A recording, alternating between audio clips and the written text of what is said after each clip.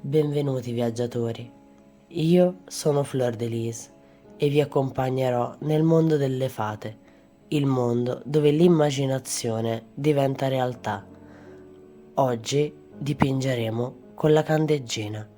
A fine video ci rivedremo per parlare di come è nata l'ispirazione per questo progetto creativo. E adesso iniziamo il nostro viaggio.